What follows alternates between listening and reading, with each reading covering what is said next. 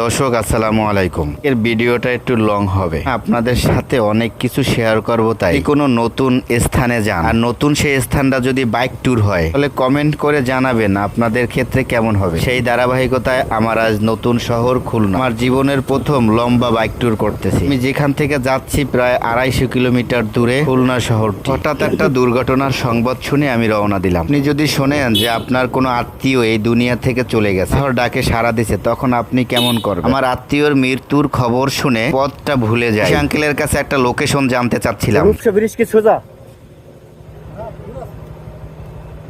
এনদে কত দূর যাবো?